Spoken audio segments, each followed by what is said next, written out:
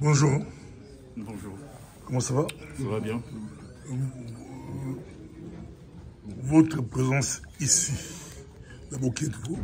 Et votre présence ici. D'accord, je suis Philippe Okala, je suis le gérant d'une entreprise consultante qui s'appelle Affinium, dont j'apporte tout ce qui est consulting sur la gestion des contrats, gestion des projets, mise en relation des entreprises entre l'Europe et l'Afrique. Tout s'est passé ici en anglais pour nous francophones. Si on vous demandait de nous expliquer qu'est-ce qui s'est passé, parce que beaucoup de francophones demandaient, on ne comprend pas. Vous étiez là comme chef d'entreprise, entrepreneur. Oui. Alors, ce qu'on peut dire, c'est que aujourd'hui, avec tous les impacts du changement climatique, on entend les chaleurs élevées, on entend qu'il y a beaucoup d'émissions, il faut chercher des alternatives. Et l'alternative passe en changeant la consommation de diesel, de fuel, par des composants qui ont moins de carbone. Et l'une des solutions, c'est l'hydrogène. Ce qui s'est passé aujourd'hui, c'est que des partenaires européens ont dit leur vision de comment est-ce que ça peut se faire en demandant aux Africains de se joindre au projet pour voir comment développer localement les systèmes hydrogènes, comment se mettre en relation avec l'Europe pour les développer, pour que ce soit profitable non seulement en Afrique et aussi en Europe. Donc cette rencontre, c'était pour ça. Donc c'est pour ça que la prochaine fois, on espère qu'il y aura plus d'Africains, plus d'industriels africains, pour venir voir la vision que les Européens ont, parce que là, ils tendent vraiment la main de demander des solutions qui sont profitables pour que ça profite d'abord à l'Afrique et que ça profite aussi à l'Europe de baisser tout ce qui est émissions et aussi de moins consommer tout ce qui est fluide avec le carbone.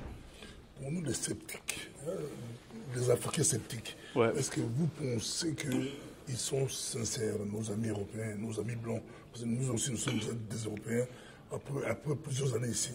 Nos amis blancs, entre guillemets, ils sont sincères, ils sont prêts à laisser l'Afrique décoller. Ben, le public qui est là, il a l'air sincère, parce que le public qui est là a clairement dit que ça n'a de sens de le faire en Afrique que si l'industrie africaine se développe. Sinon, ça n'a aucun sens de le faire en Afrique. Qu'il ne faut pas faire quelque chose comme le pétrole et le gaz ont été faits, ça n'a même pas de sens. Donc, les gens qui sont là, il y a beaucoup de gens qui veulent le développement des communautés. C'est des entrepreneurs, c'est des chefs d'entreprise. Moi, je parle des décideurs politiques. Ils sont prêts à laisser l'Afrique. Il y a aussi des institutions.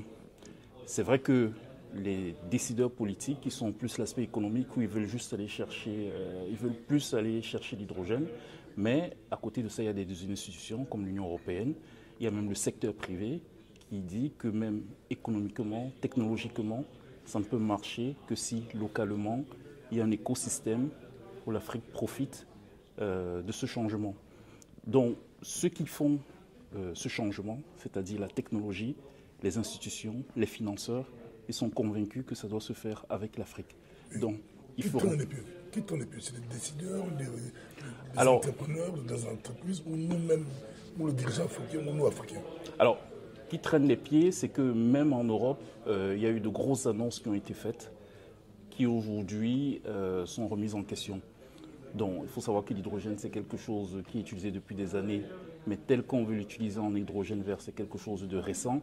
Donc, c'est des modèles d'affaires que même les Européens, finalement, sont encore en train de comprendre, qui, même en Europe, prend du temps à se mettre en place, et qui, du coup, évidemment, prendra encore plus de temps pour l'Afrique. Mais en attendant, l'Afrique peut se préparer.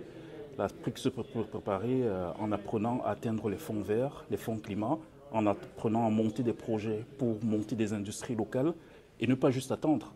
Il faut se préparer en se formant, en s'informant pour que quand ça va vraiment se faire, les Africains ne soient pas juste là à recevoir l'argent, mais qu'ils soient là à monter des projets, revoir les projets, s'assurer qu'ils gagnent suffisamment. Il ne faut pas être attentiste, il faut être prêt au moment où ça va décoller.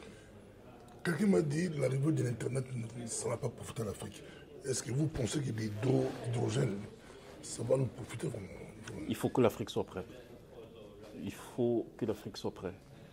Et s'il y a quelque chose à faire, maintenant la formation est disponible. Quand le pétrole a commencé, la formation n'était pas disponible sur Internet. Maintenant, il y a des formations en libre accès. Là, on avait des universités qui sont prêtes à former. Là, on a des entreprises qui ont des fondations qui sont prêtes à aider. Donc, il faut se former pour comprendre, pour pouvoir discuter à leur niveau. Parce que déjà, les gens qui vont supporter le changement, ils sont prêts à discuter. Mais pour discuter, il faut qu'il y ait des gens en face. Donc, il faut être prêt.